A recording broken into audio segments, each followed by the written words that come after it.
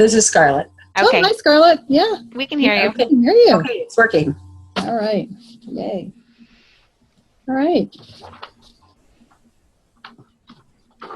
So we are, we're going to do a session now. This is the group that are nicknamed the Reformers. So it's lots of interesting characters. I hope you enjoyed the reading. We will do an opening reading. We will have an opportunity for some opening conversation on just catching up on what we may have applied or learned from last time. We will go over the timeline. We're going to have some opening discussion, and actually I think we've shifted the opening discussion into two halves, and the timeline will be in the middle. We'll take our break. We will move into lifting up voices from the margins, and we'll have an opportunity to have some deeper questions around some of the main characters from this part of our history, and then we'll take some time to close. That's what we have today. We'll do a short opening reading, but I would love it if we could take a moment. Lane was not able to be with us last time, so if we could just maybe do a quick say hello and say your first name so that she can kind of put names and faces together, that would be lovely. So I can start with that. I am Pat, and I am one of the leaders, so welcome, Lane. I would love to go do the Brady Bunch thing, but because we're sharing, I'm not seeing everybody. Okay. There, okay. There we go, that's better. Yeah. So, Sadie, you want to say hi? Great, yep. Hi, I'm Sadie. I don't know if we've ever met before. I don't think so. I'm meeting you all from Massachusetts today, Chelmsford, Mass. And I'm excited to talk reformers. So I'm going to go to Karina next. The way we do this is we kind of tag the next person. So Karina, you want to introduce yourself and where you're from? Although I think you know each other. Hi, Karina. Know me? I don't know if we know each other. For those who missed it earlier, Lane and I are office mates at First UU Austin. And what are your two roles there? As an intern, I'm a volunteer, and I'm there 20 to 25 hours a week. And trainee, aspiring DRE, and so Lane gives me meaningful work to do. It's been very good for me. And Lane is the RE assistant. Yep. Great. So Lane, you want to introduce yourself? Anything more to that? Let's see. Hi, everybody.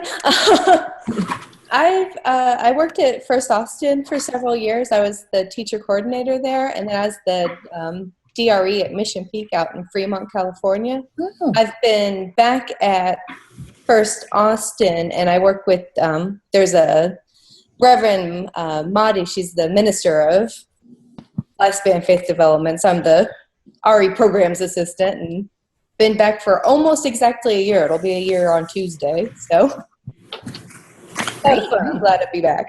Great. Glad you could join us. Yeah. And do you want to pick the next person, Lane? Who do you want to meet next in the...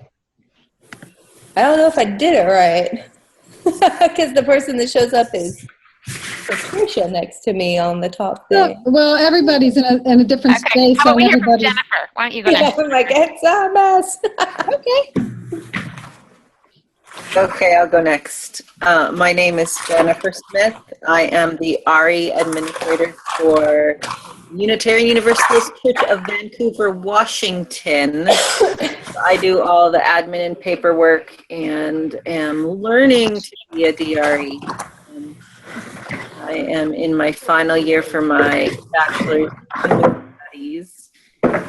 And I spent 10 years as a preschool teacher and 2 years as a teen education coordinator for the Unity Church. And I've been at Vancouver for 3 years now. Great. Me. So how about Scarlett next? Okay, hi, I'm Scarlett. I am currently the volunteer youth group advisor at the Unitarian Universalist Church of Canandaigua in New York. I used to be the DRE there, and I love UU history, so I'm loving this class so far. Great. Great. And Michelle? Michelle. Hi, I'm Michelle Mackenzie Creech. I am the Director of Religious Education at the UU Congregation of Monmouth County in Lincroft, New Jersey. Tag everybody. Bart. Hey everyone, I'm Bart Frost. I serve RUUA as Director of Youth and Young Adult Ministries, but I was formerly a DRE down at First Church New Orleans, and I live in the Boston area, and actually in the city of Boston. I'm going to pass it to Meredith. Howdy, I'm Meredith Olson. Can you fix your, we can't hear you, Meredith. Your volume's low.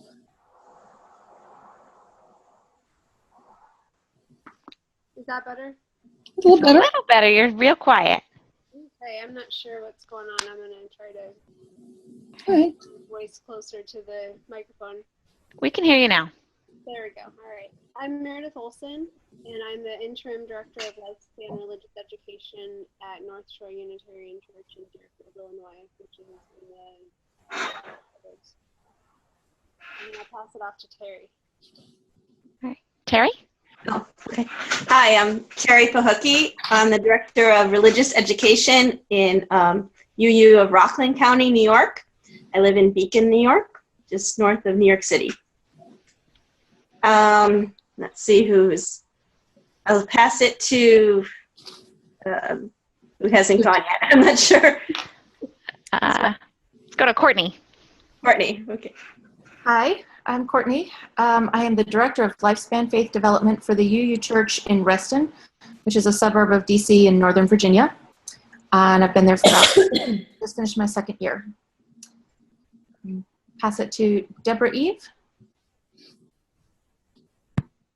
Hi, I'm Deborah Eve Lombard. I am in La Crosse, Wisconsin. My title changes once in a while, but I'm basically the DRE. I think right now it is Director of Lifespan Education. Great. And Jansen.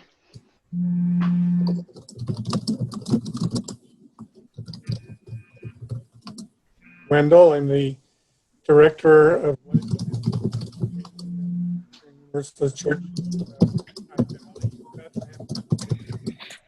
I live in Malvern, Pennsylvania, about 55 miles away. You were kind of breaking up a little bit, Jansen. Are you far away from your microphone? I'm pretty close. Okay, we can hear you now. It's something funny going on. Okay. Well, great. Welcome, everybody. And Jansen, you can appreciate I'm sitting in the minister's office at Mainline. That's Jansen's home congregation. So. All right. Well, let's go back to screen share, and we'll do an opening, and we'll get started. I didn't say hi to Terry or Bart at GA. I saw you, Pat, and I remember Meredith, but I did not. And I think Terry and I were in probably a workshop together, and I didn't know. That's wonderful. Okay. I am just checking that we are recording, and we are recording. So, did we have a volunteer for our opening reading? If you go to the next slide, we can show you what it is if someone would like to read it today. If you have a chalice and you'd like to light it during this time we're sharing, that would be lovely. Or if you have your Illuminations app on your phone, or just make a chalice with your hands and your heart to bring us into this time. And this reading actually is in the Gray Hymnal. The Oversoul by Ralph Waldo Emerson. Is there anybody who'd like to take a crack at this without rehearsal? I'd be glad to, Pat. This is Meredith, but I can't quite. Let me just see. Oh, there we go. Okay, I just need to move the pictures a little.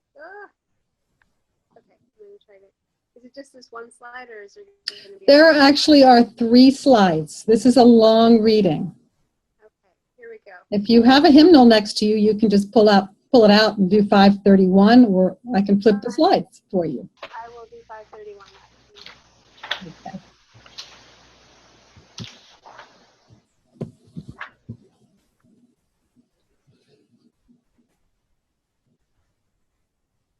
So can you hear me okay with my headset on now? Your volume's low again, Meredith. How about that? Still kind of low. Can others hear her? If you can hear Meredith, give us a thumbs up. If it's still a little low, okay.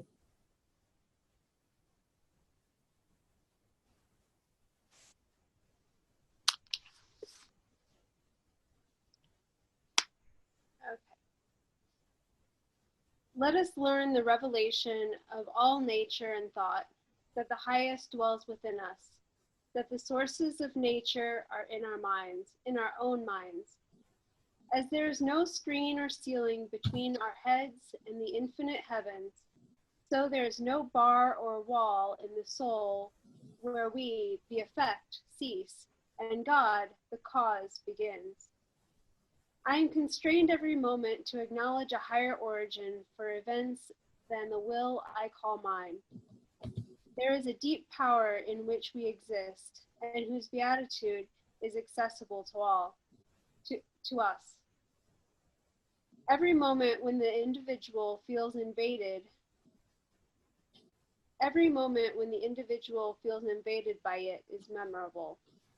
It comes to the lowly and simple. It comes to whosoever will put off what is foreign and proud. It comes as insight. It comes as serenity and grandeur. The soul's health consists in the fullness of its reception. Forever and ever, the influx of this better and more universal self is new and unsearchable. Within us is the soul of the whole, the wise silence, the universal beauty to which every part and particle is equally related, the eternal one. When it breaks through our intellect, it is genius. When it breathes through our will, it is virtue. When it flows through our affections, it is love. Whew. Thank you, Meredith.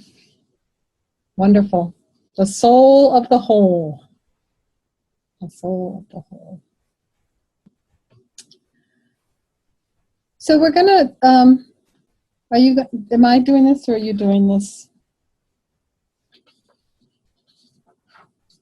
Sadie? I'm sorry. Sure. So we just want to do a little sharing reflection about your posts from session 1. I really enjoyed reading them. It was exciting to see how engaged you are with the material, and you've already some of you have been putting this into practice into your work. So just, we can do this popcorn style. Yeah, just hear from 3 or 4 people. Maybe. So anything that stirred your imagination from reading other people's posts, or if anyone wants to talk about how they've implemented it, because a few of you have. So would anybody like to share?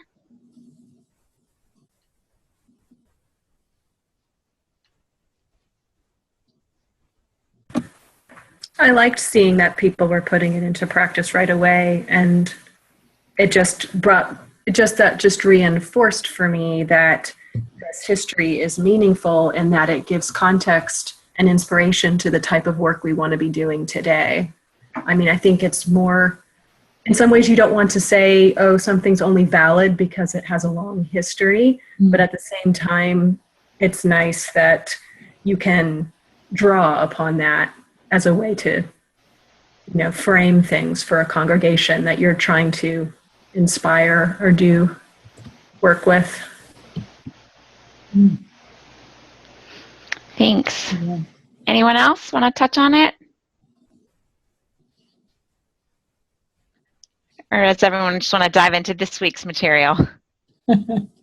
Probably. That's fine. That's okay. Let's go on to the next slide. Okay. So before we go into the review of the timeline, we're just curious, what did you learn about Unitarianism or Universalism from this session, and what jumped out at you immediately that you'd like to share before we go into specifics about people and everything? I mean, it might be a specific about a person, but just first thoughts on this session if you've got a chance to do the some part of the reading. Hopefully everyone got to do some. So what I'd like to do here is just to go down the list. I have everybody's name in an order, and I'd like to start with Lane, if that's okay. One thing that I really enjoyed when I was doing the readings was actually reading and learning about Margaret Fuller, because it was one of those, I know the name, but I hadn't actually done very much reading or gotten information about her, and that was just really fascinating to learn about. Nice. Yeah, there was a lot about her, and there's great resources.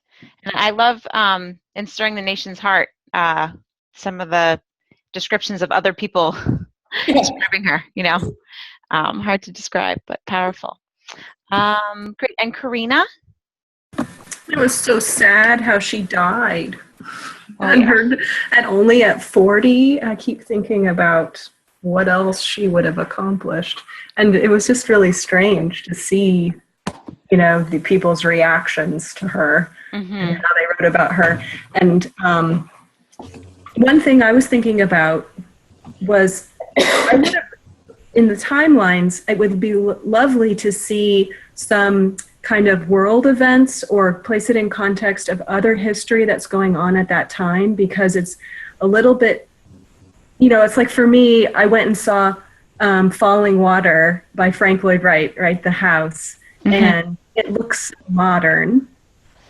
And then you realize when it was built, and then you think about what were typical architecture of that time would have been. And I feel like these reformers were so ahead of themselves, and how it would be good to kind of know, well, what was traditional thinking? And there is some of that in the reading that they relate it back to, well, especially when we were reading about, I chose to read about the Peabody, about the school, and how, the way children would have been educated and why this was so radical. So it's just kind of, if you want to think what was really going on in the normal day-to-day, and how this was such a contrast with that. Right. How are these reformers? They were definitely reformers of their time. What was the time like? That, and also just, I would love to know, who were they reading? I mean, what was,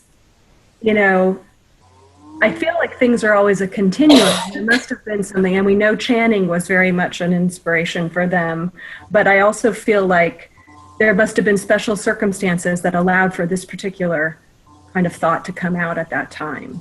And what was that? What were they influenced by? Other thinkers or things that were happening in the world or happening in the U.S. at that time. Yeah. It did seem like they were also influencing each other.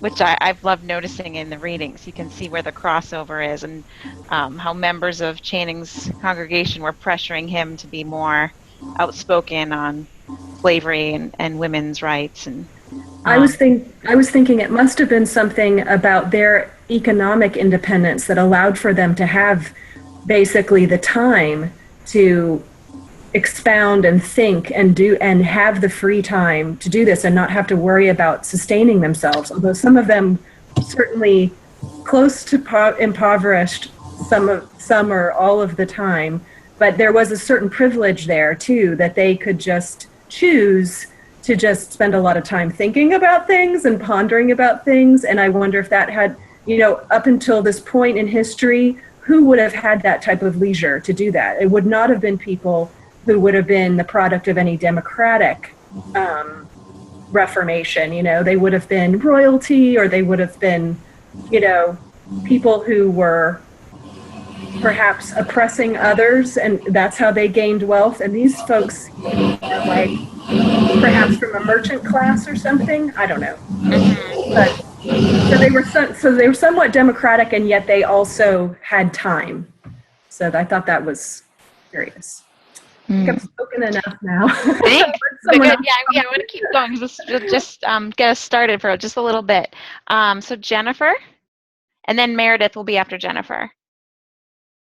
I've been having technical difficulties all week with my UUA account, so I got the reading list literally 5 minutes ago. So you'll have some reading to look forward to. Yes. Okay. And Meredith. One thing that I appreciated was just having a better understanding of what transcendentalism is. I'd always had kind of a vague notion of it had to do with Eastern philosophies somehow permeating Unitarianism, but I'm just glad to have a much better understanding of the different influences and how they came together. Sure. Yeah, it did that for me too when I took the class the first time. Scarlett, and then Michelle will be next.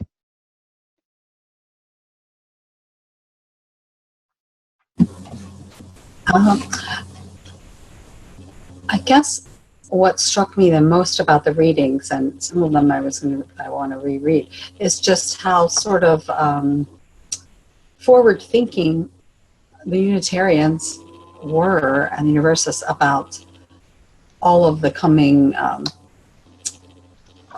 society issues. Already they addressed, you know, slavery and women's rights and children's rights.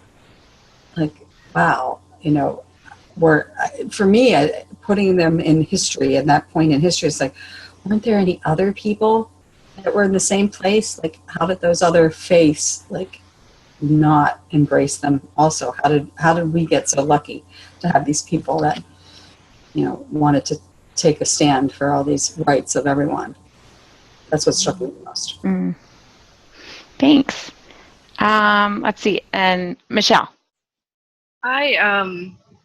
I had a lot of difficulty finding all the materials on the site this week, so I didn't get through as much of the reading as I would have liked to. But I started with the Transcendentalists and got a little bit through Emerson and Thoreau, and you know, it was just what I read in there was just really interesting, and I didn't make it all the way through, so I don't know if it addressed it, but I just thought it was interesting that both Emerson and Thoreau were Unitarians, but renounced it. And so, and I've never really, you know, understood or dove into the whole transcendentalist movement. And so I'm really interested in jumping back in and finishing that up and moving on to the next material. Great. Thanks, Michelle. And Bart, and then Terry will be next. So first I have to apologize. I'm still in a post-GA haze and did most of the reading on the plane on Monday. You know, and one of the things that really stood out to me about this session in particular is that there's no Universalist readings, and there's no conversation, or none of the readings were about Universalists. And I think it's interesting how so often we find ourselves idealizing Emerson and Thoreau and the Transcendentalists in a way that, you know, like Michelle said, you know, Emerson had a failed ministry. We don't talk about Emerson's failed ministry, and even the book glosses it over. My understanding, you know, based on my own history research, is that it wasn't just the communion ritual. That Emerson also wasn't exactly a great pastor at times either. He was a little bit stuck up in his own ego. So, you know, we don't tend to lift up the negatives of our heroes.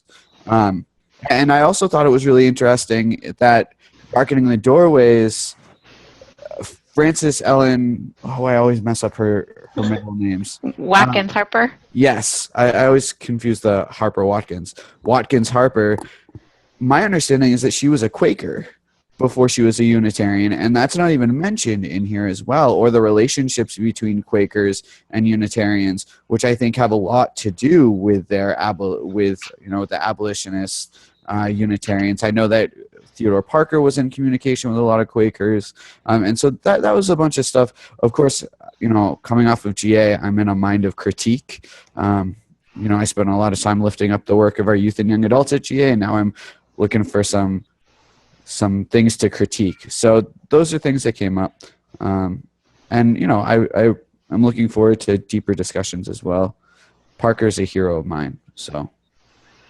Great. Thanks, Bart. Terry, and then Deborah Eve next. Okay. So some of these people are good friends of mine. There's my phone again. Sorry. Hold on. Margaret Fuller, I have read 2 biographies of hers, and we had just dedicated a plaque in Beacon, New York, because she wrote Woman in the 19th Century while staying here for 6 weeks in 1844.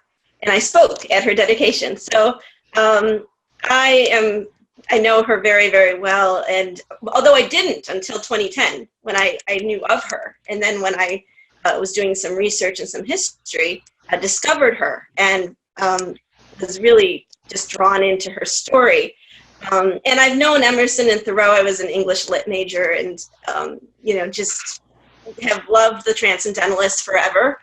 But then when I came across Frances Ellen Watkins Harper, I was like, why have I never heard of her? Or barely heard of her? I've heard her name perhaps, but and then reading her story, wanting to know more about her, and then even knowing a little about Parker, and then hearing about the Crafts and wanting to know more about them. So wondering about the people that we don't know about as much, and why were their stories buried for so long, and wanting to bring those out more. Where my thoughts were this week. Great, thanks. Yeah, there's a lot of people we're met and continuing to meet. And Deborah Eve, yeah. A little bit about where all the Universalists were, but I enjoyed reading about Frances Ellen Watkins Harper because I study African American literature and I teach that. So I know her as a literary figure in terms of African American history, but it was fascinating for me to think about her maintaining membership at the AME. I mean, Mother Bethel's a pretty big deal, and also the Unitarians. And I just love that she was obviously so cross-cultural and able to negotiate those two kinds of spaces. My partner and I laughed that even in the mid-1800s, the music would have been better at Mother Bethel. And I mean, for us, that's a huge part that is always missing in contemporary UU music, is that just people singing together. I've always been fascinated by her. I think if you really put her in context in terms of, she goes on her tour right as the Civil War is ending. She's 40-some years old.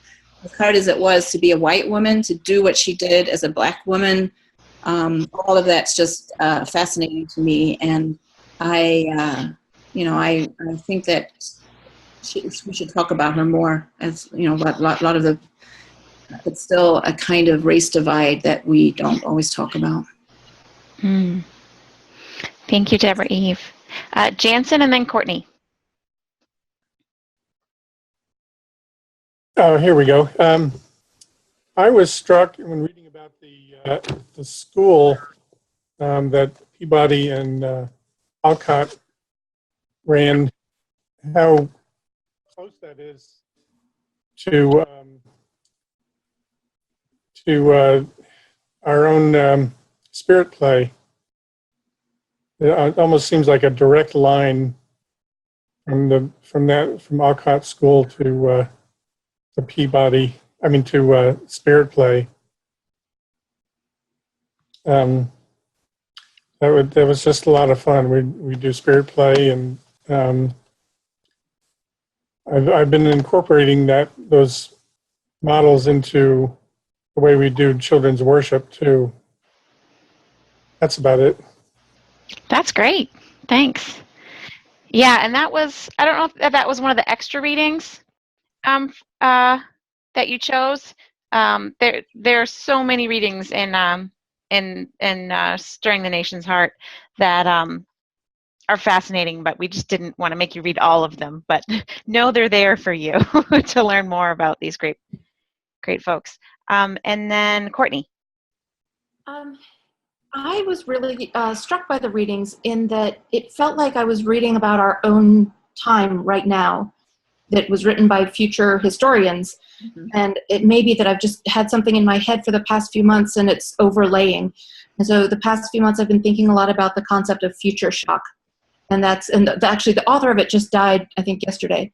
But it was a concept that came out in the 1960s that talked about rapid societal change and what that does to us. And how it makes us want to come closer in, how it makes us feel a little bit untethered. And that's what I thought I was reading in this, that in a period of emerging social change and cultural change, that people were starting to look for something to cling on to and to kind of cling to their own honest truth and develop something very concrete for themselves, even though that concreteness was transcendental and indescribable. It felt closer to a truth there. And so that's what I just had that theme running through my head through all the readings. That's great. Thank you. Now, did everybody get to share? Terry, did you get to share? She did. Okay. She just bumped to the bottom of my screen, so I got confused. She did. I think she went off and came back on. But yes, I did. We heard about her dedicating the Margaret Fuller. Right. Okay. Yes. You came back with a nice picture of you rather than your video, and I got all confused. Oh, there you are. Okay. Great. Great. So now we can share the screen. Yeah. And go back to sharing. Hang on. Right. Oh, I'm going to share the screen. My turn. Yeah, I'm not going to share the screen. Okay. All right. Let's see how we do. There it is. Okay. So we start with Joseph Tuckerman. Everybody see him? Yep. Great. So I believe he was one of the additional readings. Unitarian minister called the father of American social work. He really was he went out and worked and ministered to the Boston's poor, and he worked to support the benevolent fraternity of the Unitarian Church, and it's still around now known as the Unitarian Universalist Urban Ministry. So that's a reformer whose work is continued on. And there's a picture of him. And there's most of these stories, the links work, they don't all, but this one does link to a Tapestry of Faith story about him, in addition to one of the stories that is in Stirring the Nation's Heart. So here we learn a little bit more about William Ellery Channing, specifically in this session, how he was really a leader of the Transcendentalist movement, and members looked to Channing as a mentor. And many of the reformers of this time were his colleagues and parishioners who were inspired by his ministry. So that's why we learned about him last time and this time. Bronson Alcott, and he had the school that Jansen talked about. He was a Transcendentalist, Unitarian, an educator and author from Concord, Mass. Also Louisa May Alcott's father. And he founded the Temple School, which we just talked about. And he also founded Fruitlands, which was a utopian community that lasted about 8 months. It's actually about 20 minutes from me in Massachusetts, and it's a fabulous little museum about his unfortunately failed utopian community. And the story up here will link to about that. There's more information, and that's so great if folks are doing a visit to like a pilgrimage to Boston with youth. Fruitlands isn't too far from Concord and Walden. If you're going out that way, it might be a neat day trip. Lydia Maria Child is a Unitarian. She published her first anti-slavery book in America, and she was an abolitionist and a true believer in racial equality. And there's a powerful reading in her about her in Stirring the Nation's Heart that talks about how she was also a children's book author and known for her work in children's stories. And then, and she was quite well known for that. But then she kept writing about what pulled at her heartstrings. And this, as well as sort of Native American rights as well at the time. So powerful woman. Mm-hmm. As all these people are. Dorothea Dix, another story you can choose to read on some more. She attended the Federal Street Church in Boston. She was a Unitarian, and you may have heard of her before and her work to share about the terrible conditions in prisons, especially how the mentally ill were kept in prisons. And she lobbied to help set up humane asylums, which always trying to figure out how to make them more humane, but that was a step in the right direction at that time. Ralph Waldo Emerson, who we talked about, Unitarian Transcendentalist. He was a Unitarian minister at the Second Church of Boston for less than 4 years, as Bart pointed out. And he formed the Transcendentalist discussion group with some of the most progressive thinkers of the day. And so this timeline starts when they were born. So it's just kind of an interesting one. We're just seeing their lives here. He was, 1803 to 1882. And then later in the timeline, you'll actually see his written works. Elizabeth Palmer Peabody, she was a Unitarian Transcendentalist, and she taught with Bronson Alcott. And I know one of you read about her documentation of the records of the Temple School. That's in the book that we have. And she joined with her sister Mary and started the first kindergarten in the United States. And just an interesting piece is one of the previous books that was one of the readers for this course, the chapter about the reformers was all kind of from her point of view, touched on her. Is that right, Pat? Mm-hmm. And pretty much how she knew almost every one of these people. She was kind of the glue that kept everyone together. She kind of knew everyone, and it's fascinating to read about her in that way, which you don't necessarily get from the current readings, but she was very well connected. And Frances Dana Barker Gage was a Universalist, and I don't know if you read about her. She's one of the extra ones you could read about. So someone asked, where are the Universalists? Here's one of them. A lecturer, political activist, and journalist, and novelist, and outspoken advocate for women's rights, temperance, and abolition before and immediately after the Civil War. And up here is a Tapestry of Faith story about her. Unfortunately, I think the link doesn't work, but if you search for it under Tapestry of Faith, you'll find it. She is there. Here's Theodore Parker, a younger picture. So eloquent speaker, leader of the Boston anti-slavery movement. He was seen as a radical, and few ministers would welcome him into their pulpit. Few Unitarian ministers used to do kind of pulpit swaps and preach in each other's churches, but he became a little too radical for folks. And we've got a lot of readings about him, and we'll talk a little bit about his published works. James Freeman Clarke, he formed the Disciples of Boston, which blended Unitarian church traditions with the new Transcendentalist ideals. And he's succeeded Channing as the pastor of the Reformers. And here's Margaret Fuller, who we talked about, and a lot of information about her that we're learning. So she moved into the intellectual realm. She moved beyond the intellectual realm to embrace political engagement and work for social justice for those on the margins. She was the editor and the literary critic for the Transcendentalist magazine, The Dial. And we'll talk a little bit later in the timeline of some of her other works. This I can't edit anymore, but anyway, P.T. Barnum, he was a Universalist. And he financially supported Universalist schools, churches, and causes. And he was known for he was a circus man, the greatest show on earth.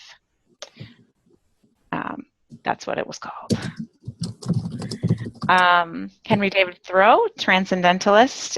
He was raised Unitarian in Concord, but he renounced the church membership, as it was mentioned, because the church focused too heavily on the Christian Bible, and he sought a higher truth fed from many sources. And his writings, especially Civil Disobedience, inspired nonviolent resistance movements led by Gandhi and then Martin Luther King. It's neat to sort of trace back the influence here. Absolutely. And then here we're going to talk about certain specific events on the timeline. So in 1819 was the Baltimore Sermon, where Channing, which we talked about last time, and Channing embraced Unitarianism as a theological tradition and its own right. And soon after that was published, Julia Ward Howe, who was very much influenced by Channing, after reading one of his sermons, she became connected with the Transcendentalist movement. She became an abolitionist and a tireless advocate for women's rights. And she's most famously known for writing Battle Hymn of the Republic, as well as the Mother's Day Proclamation and establishing International Women's Day for Peace. And there's a powerful reading about her in our book as well. If you haven't chosen to read that one yet, I recommend it. I pretty much recommend the whole book because I really like it. So in your own time, see which ones jump out to you, but they're good. Okay, here we go. Frances Ellen Watkins Harper, who we talked about. Woman born as in a slave state to free Black parents and went on to become a famous lecturer, novelist, and poet and member of the Unitarian Church of Philadelphia. And here's a link to a story about her, and the reading about her is from Darkening the Doorways as well. And the last few are just highlighting some of the books and publications. So Nature was published in 1836, his first book to share his beliefs about nature revealing a direct experience with God. And after that was his Divinity School address, where he spoke of the individual soul's intuitive relationship with God and with goodness, and decried traditional Christian doctrine. Pretty radical at the time. And then here's Parker's sermon, Transient and the Permanent in Christianity, where he talked about absolute religion and spiritual truths that would be true for all time, truths that were best exemplified by the life of Jesus. And he denied the biblical miracle stories at the time. So learning from Jesus's life rather than the miracles, which has continued to influence many Unitarian views. Mm-hmm.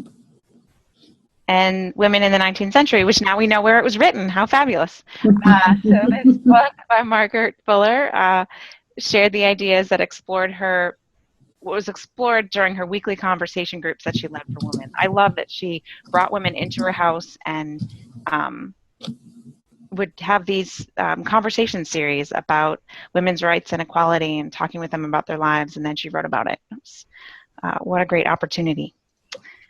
And the last one is Walden, 1854. It recounts Henry David Thoreau's time he spent living deliberately at Walden Pond.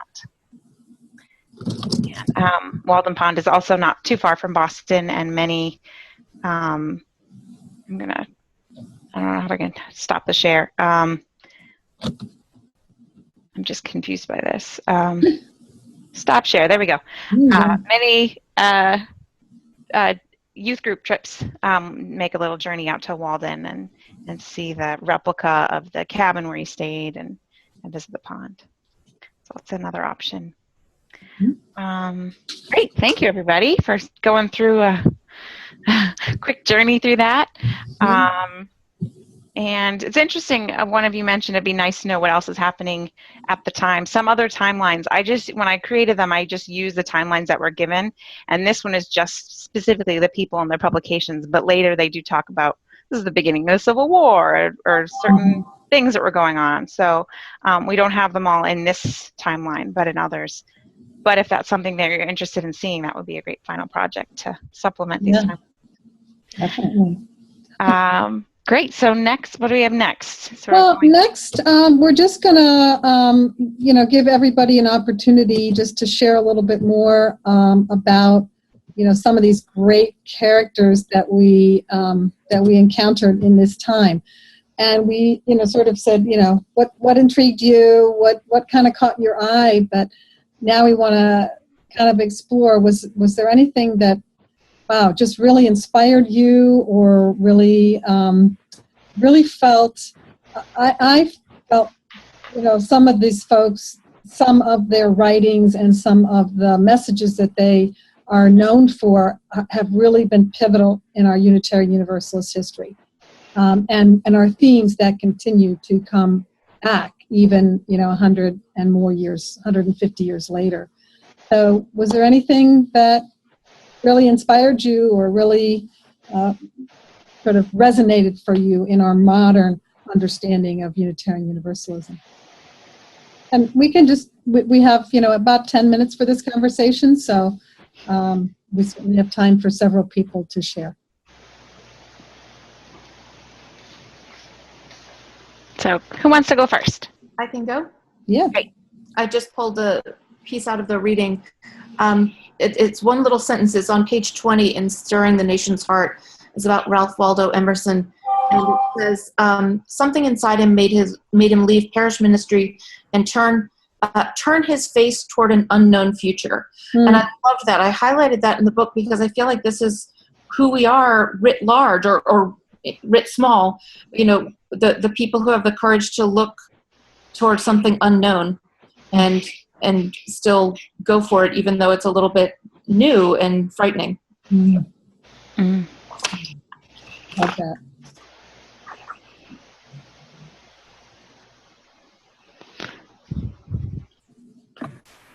I read some of that same, I have notes on that same part, Courtney, and to me what stood out was that he had lost his wife and that he was suffering, and I wonder what that contributed, how that contributed, or maybe he felt it was easier for him to leave responsibilities that he didn't particularly enjoy because he felt a bit untethered having lost his wife die. Mm. Yeah, it's interesting knowing more of the whole stories of their lives, and it even gives some context to think about where they're coming from with what they were doing. Thanks.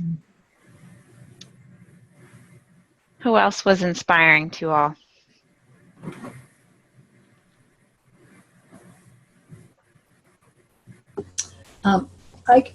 I really enjoyed reading about Bronson Alcott and Elizabeth Palmer Peabody. Just one thing, it just amazed me that it was 1828, and he was so forward-thinking about children and their rights, and of course he thought that they had and he saw the divine in them, that they were closer to the divine than we are, and just the way his model of teaching happens to be the same way that I sort of embrace that philosophy as a unschooling parent, and I struggle with, even in our churches, having worked in several of them, of whether we recognize our children and youth as full-fledged citizens or participants in our congregation. And this sort of just reading that reinforced my own personal beliefs that we need to look to them because they really are spiritual beings and the divine, and they just can share their light with us as adults if we allow them to, and that they should be at the table, that should be represented, allowed to speak at the board meeting or be on a committee or whatever. So I really enjoyed reading our history, that we've been trying to do this for a long time. Mm. Great. Thanks. I guess I'll go. As I was reading, I think the one that, Terry, your audio has become something different. Darth Vader-ish, maybe. I don't know. Maybe if you sit back a little bit. Maybe you're too close. I'm not sure. Hello? Can you hear me now? Well, we can hear you, but it's an interesting distortion that's happening. Go ahead. Okay. All right. I'll be brief then. Okay. Henry David Thoreau, as I was reading, really, maybe because of where I am, I'm just a little burnt out right now, and reading the quiet, contemplative, it reminded me of like a monk, and thinking, wow, addition, we have this, Mary Oliver, of course, also comes to mind as a current day solitary person around a pond writing poetry and reflecting on the present moment. But there's almost a thread of Buddhism in his ability to be present. And so that was just really rich for me to read and just be with. So. That's great. That's great. I love Thoreau. One of the things I love about Thoreau is, in many ways, he was like the cranky misfit. And we have so many of those in our congregations. But that's okay. There's a place for those kinds of personalities in our faith family. So you sound like you have the worst case of laryngitis ever, Terry. I'm not sure what's happening there. I'm going to turn off and dial in again. I think it's just my phone today. Okay. Okay. All right. Anybody? Any other inspirational figures? I always find Theodore Parker inspirational. I think he really embodies the anti-racism that at least me as a white dude aspires to live in the world. And when I speak with youth about him, I usually start with that story from A Lamp in Every Corner, which wasn't required reading, but is a true story about how he tried to murder a turtle, and heard the voice of God. And I think that's a really great metaphor for our children and for our youth and for our adults, that our conscience is the voice of God within us, as transcendentalists would say, but also something external that we have to be made aware of. And there's a saying in there, I think his mom's quoted as saying, if you don't listen to that voice, then it becomes harder and harder to hear. But if you do listen to that voice, you'll always do good and right in the world. And and I think Parker Parker didn't fit in the Unitarian churches of his time. I don't think he'd fit in ours. I think the fact that he kept a revolver in his pulpit would be something that would turn off a lot of our people. But I also think it's something that, in the age of slacktivism, we could learn a lot about putting our lives on the line as allies. And it echoes a lot with our youth once I tell them that story. And according to them, there are quite a few ministers that they can picture with a revolver in the pulpit. So, to defend the congregation or to promote social justice. But I love kind of everything about Parker, except for the fact that he died in Florence and is buried way over in Italy, instead of being buried over here in the U.S. where I could visit his grave. But it just means I have to take a field trip someday. Great, thanks. And you worked at Lexington, where there's Parker Hall, where he grew up, and there's a picture of him, and he's connected. Yep, right in the basement. Yeah. Yep. All right. Anyone else? And then we'll take a 10-minute break or so, but I don't hear any more. Yeah.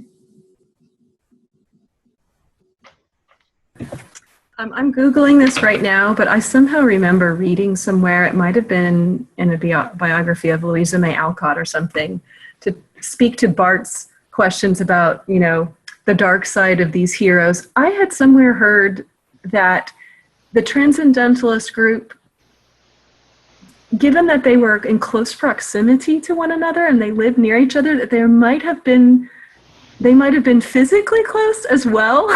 There was a lot of, they had an almost incestuous relationships with one another, that there were a lot of partners and a lot of people. And I was just wondering, is that just rumor that I've heard on my part, or has anybody ever actually seen any further speculation about that? It's not in these readings. No, I'm not familiar with that. I think I've heard intimations of that before, but I don't know of any readings or anything specific I could refer you to. I will do a little research and see if I can come up with something. All right. There were strong emotional bonds, and they often talked about each other in strong emotional language that we might not use nowadays. But I don't think they were physical. That's what I've read. Great. All right. Anybody else moved? We're gonna take a little break here. I have 5:01. So calibrate your watches to my watch. And let's come back at 5:10. So Okay. just a short of a 10-minute break. All right? All right.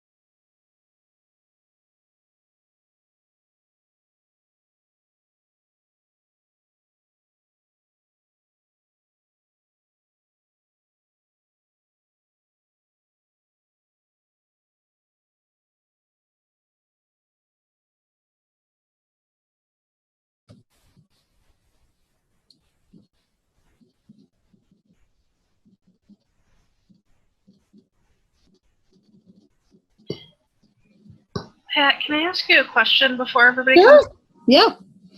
So, on the landing page for this module, Pat Kahn said you should be able to get to everything from there. Yeah. I don't know where the links, I mean, I got the links that she got, but I don't know where I would have found that on the landing page if she hadn't sent it. All right. Well. She said all the sessions are broken out. And Well. I think what you have to do is click at the top left-hand corner where it says, I can't remember what it says, if it says see all, or when it opens, it just picks a few of them, like the most recent. in the discussion forum? In the page, if you're going to the page where you want to see all the possibilities, the first one, and it will, each one is there for each discussion, each readings, but it took me a while to figure out that you have to click and want to see all of them at once. But what page is that on? I'm gonna.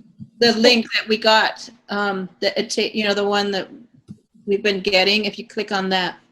It was easy once I figured it out, but it took me forever. Right. All right. Let's see if we can figure this out together.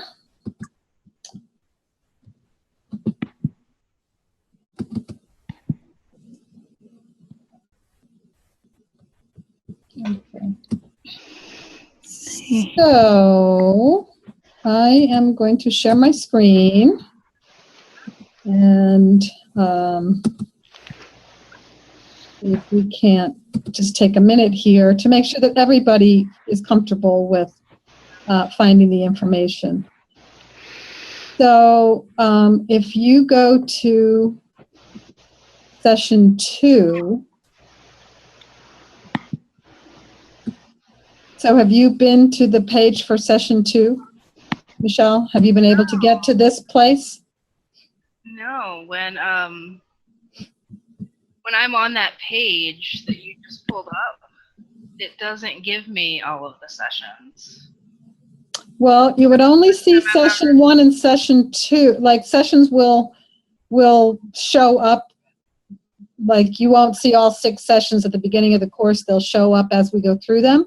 But you should have a live link to 1 and 2 over on the left. So are you able to get to this page, the UU History page?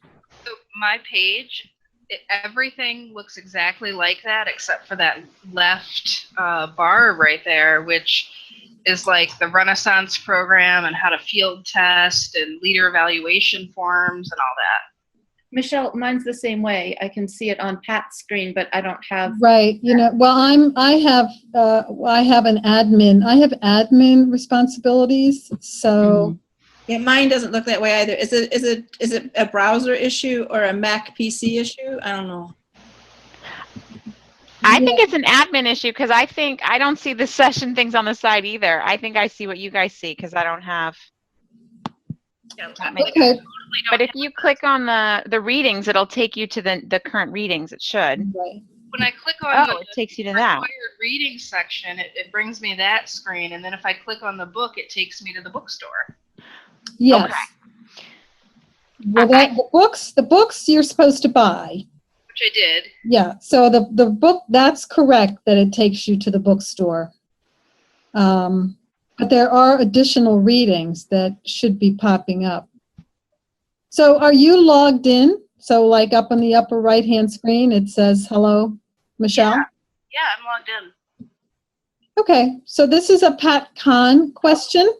Okay. And so I had to go down to. I missed that.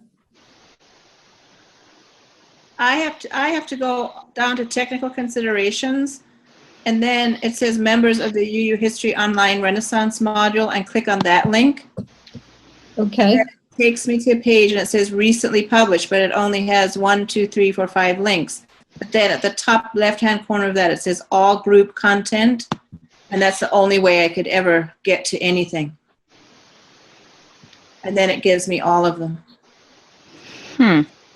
Okay. So Michelle, and a couple of others, you haven't been able to see any of this reading assignment No, I or haven't the seen. guiding questions? No, I just kind of no. I haven't been able to see any of that. Okay, well, that's troubling. Michelle, can you try the link that I put in the chat box? That's a direct link to session 2. You see it? Yeah. Will that take you to any material or no? I just clicked on it. I'm waiting for my computer to load. Sure. But Okay. one of the links that Pat Kahn sent earlier in the day or yesterday, that took me to the material once. That took me to the material, but I can't. I just have to use the links now that she sent. Like, I can't actually go to a spot and see everything in one place. That's my problem too, is I can click on the links through the email, but not through the Okay. UUA page. I have to do that too. Yeah, okay, so it sounds like we have, some folks have this problem and some folks seem to be successful in getting full access. So we will take this on and try to resolve this first thing next week. And I will get in touch with Pat Kahn. I know that she's signed out for the day and I think she's taking a long weekend, so I can't really do anything about this till Tuesday. But we will definitely try to resolve this and make sure that everybody can get on. Right. Now at least you have the links for session 3, so you should be able to get to the material. Is that right? Yeah, the links I tried it for session 2 earlier today and it worked. So. Okay. Okay. And sorry about that. We're trying to figure this out. Yeah, Courtney says she found it through the leaders' resources. So, all right. Well, we'll work on that. I don't want to take too much more time now, but I appreciate that you let us know that this was a challenge for you, because we want to make sure that we definitely want to make sure you can access the materials. That's really important for success in this class. So I hope I answered the right question in the discussion. I sort of like guessed based on what other people were writing. So. Gotcha. Well, we'll make sure that that you're up to date. So okay, so now we have so the first time we met, we actually this module originally was conceived as 8 online sessions, and it had been reduced to 6 in response to feedback from folks who felt that 8 was a challenge. And so the last session, we actually were combining 2 sessions, so there was a lot of questions and sort of a lot of material and 2 timelines. This time we have a lot more space for conversation. And so we're going to spend a little bit more time in discussion. We have a couple more screens with questions. And hopefully everybody will, have an opportunity to contribute in some way. I love that. Can you all see the questions yet? I need to resume the share, and then you should, wait a second, I got to stop the share. And then I'm going to share my screen again, and you will see some more questions. So maybe like you noticed in the first, several hundred years of our history, many of the voices were male. Many of them were men of privilege, perhaps. Not all, but many. And then as we move into the reformers, we began to hear more from some women, many of them educated women, not all. But you can see that the makeup and diversity of the voices that are telling our story are shifting. But we know that anytime we're talking about history, and I know Deborah Eve can tell us, can school us on that there are always voices on the margins, and the story is never really told through the lens of those voices out on the margins. So we want to spend maybe about 15, 20 minutes kind of talking about, whose voices are telling our story, and who's missing, whose voices are not here.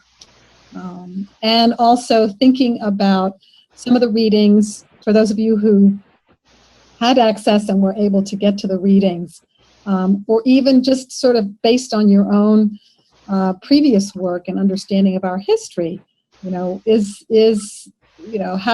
are the marginalized voices, how do we hear those voices in our hymn book, in sort of our ritualized liturgy? Where do those voices, where do we hear those voices, and whose voice don't we hear? So, big question, but fun question.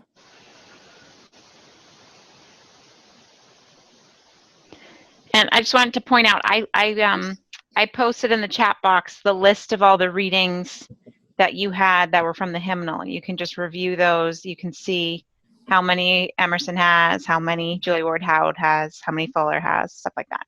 Mm-hmm. So thoughts? I think Corinna said it earlier that there's certainly an element of privilege involved in the thinkers and the reformers. Mm-hmm.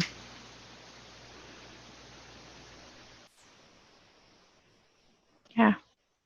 Well, especially, I'm sorry, I was going to point out, especially the women too. They were educated because their families were wealthy enough to be able to provide that for their daughters because they couldn't go to school. But what else? Well, I think we've already talked about it a little bit today, but it's worth repeating that to me there's a kind of age privilege too, and ageism.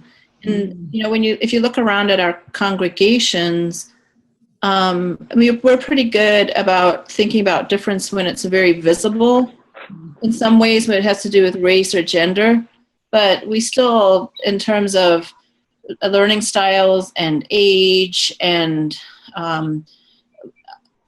other ways of making sounds, those we don't really do that as well. Yeah. Collectively. Yeah. Mm-hmm. So that's kind of privilege too. It's like it's negating these other parts that could make us so much richer. Well, what I also think is interesting is that we're used to looking and seeing ourselves as a minority, and when you look back in history to these kind of foundational elements of our religion, we were not in the minority at this time. We were in the center of things, and we also had, and in some ways, I think that gave us the opportunity to not engage other people who would have been on the sidelines, because people would come to us rather than us having to, encourage or be accepted by others. We were in a place of privilege in that, even though there was upheaval with Channing and becoming Unitarian, they were all part of the establishment, and there were many ministers who quickly converted, and all those congregational churches became Unitarian in a pretty rapid way, without a whole lot of struggle. I don't think. Maybe some, I don't know, but maybe someone can speak to that. But yeah, so I don't know if they had to do a lot of hard work on being welcoming or accepting or tolerant in a lot of ways in reality, although it seems like they talked a lot about being that way, or they aspired to be that way, but I don't know if they really did it in practice. And I know that there were some readings, that I did not look into, like Dorothea Dix and other people who were trying to translate the kind of philosophizing of these white males who were in a very, privileged place into social justice work. I don't know. I would like to know more about that. Yeah. Does anyone want to continue that thread? Any thoughts about what she just said?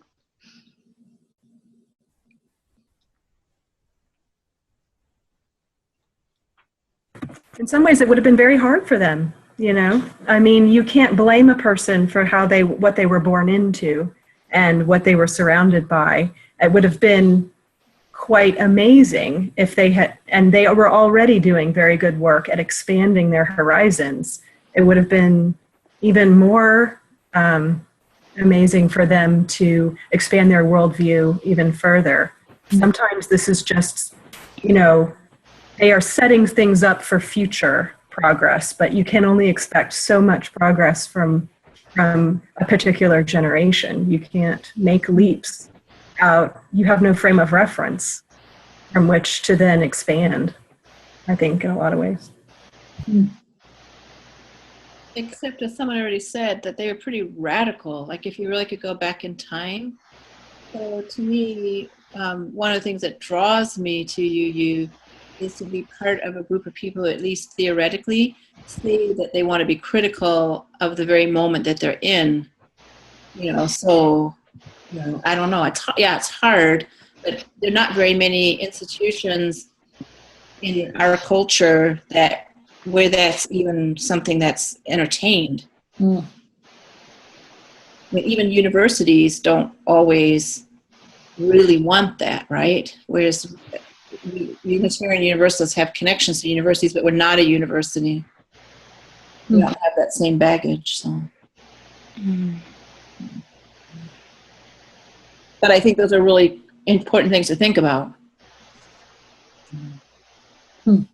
It's funny you say that about the universities, because I was actually having lunch with somebody yesterday who wasn't particularly familiar with Unitarian Universalism, and she wanted to know if we had any schools, like the way Episcopalians have private schools, or Catholics have private schools, or, you know, religious schools. I'm like, no. The closest we come to that is probably OWL. We'll read about a universalist school in a couple sessions. Yep. It's a really powerful story. No longer a school there, but yeah. Any others in response to any of these questions? Anybody have any thoughts on the hymns? Yeah, are the readings that were selected? Have you used them before? How do you think you might use them? Any others you'd like to start using that might not be on that list? Well, it's a little out of balance. Emerson kind of dominates, and we could use a little more filling that out with some of the other people in this book that could be lifted up. There's no Watkins Harper in there. Right. Yeah. But one thing that strikes me about these people of privilege is how they use their privilege. And whose stories are they telling? Because one thing I know about Margaret Fuller, for instance, is she was a journalist in New York City, and she visited, you know, asylums and prisons and lifted up the story of people who had no voice. And then when she died, her story was told by 3 male Unitarian ministers, and then lost. Lost. And you know, as we continue to so why were some of these stories lost, and whose voices, whose stories will be lifted up and told? You know, using that privilege in that way to check in with that, what stories we're lifting up and how we're telling them.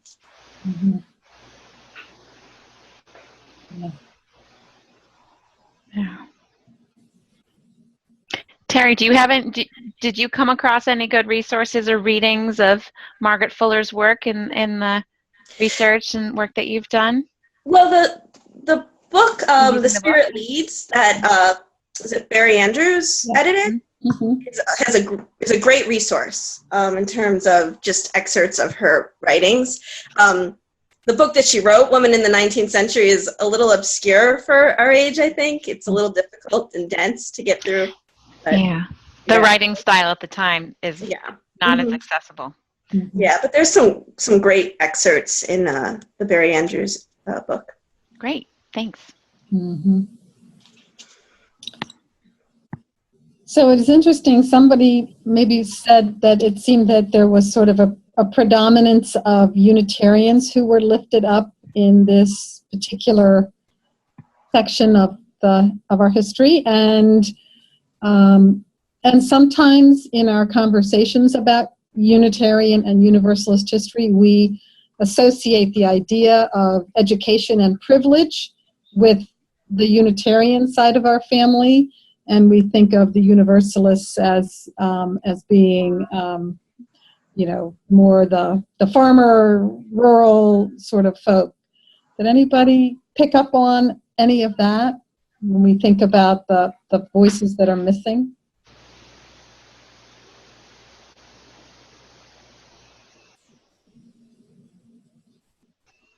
We're quiet this afternoon. We're tired, huh? Yeah. Wondering why there are so few Universalists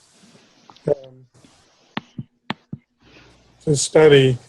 They just not get recorded as much? Their writings not get passed down? Probably some of that. Well, and I think a lot of it has to do too with the Unitarians' focus on education. Yeah. So being academic and focusing on education and upper class lives and, founding or not founding Harvard Divinity School, but sure as hell taking it over in that time frame, amplified their voices in ways that the itinerant preachers of Universalism probably didn't have access to. And the Universalists were, the way I'd look at it is that the Unitarians in our faith now would be the comer inners who are preaching to us, and the Universalists would be our youth and young adults who grew up in our faith and are actually out living their values in the world. So the difference between intellectualism and action, and I think that's an echo that, and I think that's why we tend to lift up Unitarians, is it's a lot more easier to live up here than to live in here. So, yeah. I've noticed on the West Coast, at least where I'm at, we have a large amount of homeschool family, more so than any other faith that I know of. And I think that's, and so instead of having our own churches or our own schools, we educate our children in different ways. I find kind of interesting to see that, the homeschooling and the unschooling. Mm-hmm. Yeah, that's really interesting because I know in some other areas of the country, maybe towards the south or in some of like rural Pennsylvania, the homeschoolers are often very much oriented towards the Christian theology. So it's interesting that that's something that's different out on the West. Mm-hmm. Cool. And I'm just looking into what our next session is. Our next session after Reformers is missionaries and builders. And that's where we're going to see a lot of Universalist stories. Yep. In the next couple of sessions. Yeah. We can draw some interesting, we can explore that more next time when we'll actually hear more of their voices and their stories. Mm-hmm. So it's coming. It's coming. Yeah. So I guess we'll move on. Unless anybody has anything more to add in on that last question.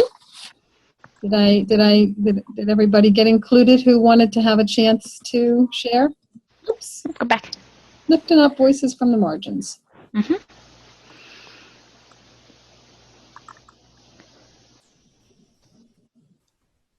Oh, sounds good. All right. So this is our last set of questions for this evening. What are the benefits of teaching history? So we've, so far in the first two sessions, there have been a lot of really interesting characters and a lot of folks who are still really alive through the readings that are in our hymnal that we call on for our modern worship. So is that a good thing? Mm-hmm. Is that always a good thing? Pat, I just wanted to check in with you about, could we do this as a breakout room? Do you want to do a breakout room? We talk about that. I thought that would be nice, and then we could have hear from a few. Is that okay with you? Is that okay to do a smaller group for this? We can do a smaller group for this. So Pat will do a breakout room. Thanks. All right. I am going to, and so we are going to return from the breakout room at 5:50. Okay. All right, because last time we didn't have a time, and that got a little confusing. Okay. And you just take us back when we're ready. We'll see our countdown. All right. We'll know 5:50. Okay. Okay. All right. Okay, 1, 2, 3, 4, 5. Gotta make sure we're evenly. Okay. All right.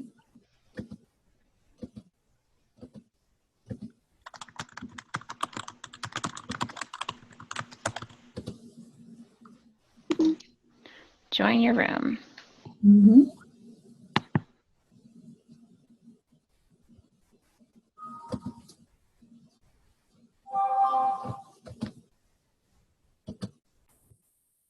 We are in the main session, and we are going to bring breakout room 1 back. Okay. All right.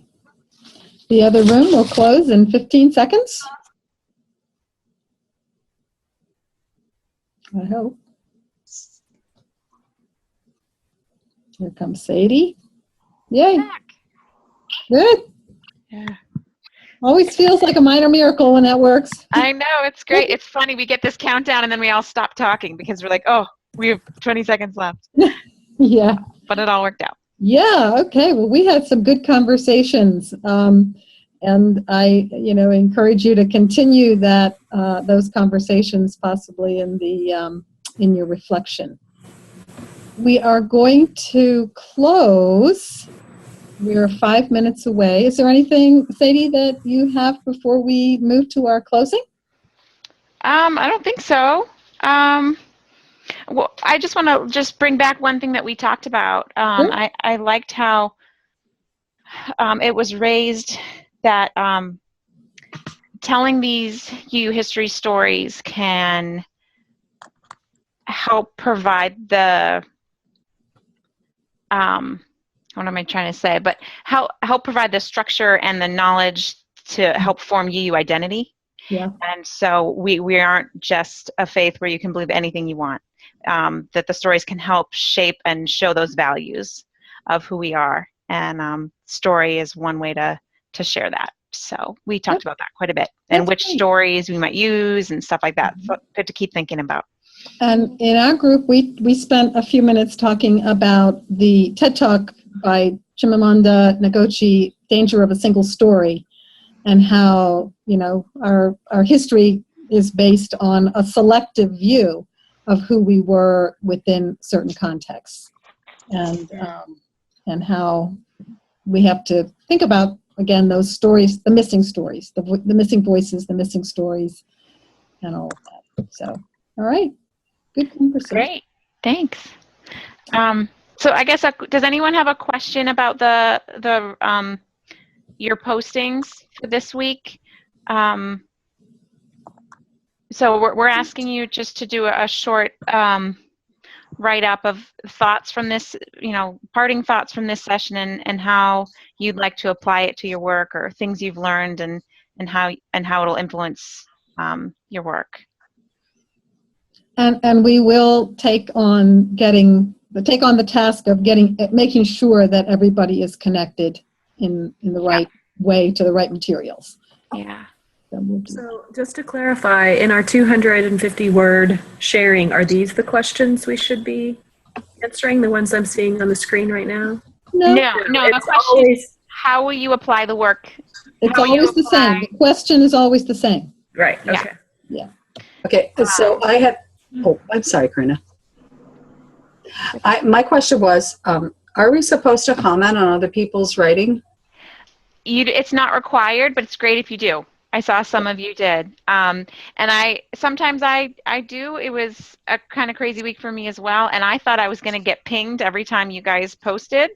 And then I went and I thought, well, no one's posting. And then I went and then everybody had posted. Yeah. So I'll, when it's not a crazy week, I'll be chiming in as well. But they were, and I loved how one of you said, who would like to work on this with me? And then another said, oh, maybe it doesn't exactly fit what I want to do, but maybe we could work on it in 2 different ways together. So that's another way to use this, these postings is, one, how might you apply this to your final project? Another is, how might you apply this to a for all ages story you might like to tell, or just bulletin boards you might want to put together, or conversations you'd like to have with your youth or even your staff, just any kinds of ways. Or it also can be any aha moments that you've had that you didn't get to share during class, because I know not everybody got to speak if there's something that you learned. So just a chance to hear from you all about sort of what you learned from this session. Does that help, Karina? Yes, thank you. Okay, good. Good. All right. Well, we have a closing reading. Bart, are you still on? Would you be willing to take on a reading cold? Since Sure. you are a Theodore Parker fan. You might know this one. I think I know this one quite well. All right. BR is a religion which, like sunshine, goes everywhere. Its temple, all space. Its creed, all truth. Its ritual, works of love. Its profession of faith, divine living. Amen. Thank you. Thank you. And thank you all for being here and for your good work and for the reflections that you are posting. And we will see you next month.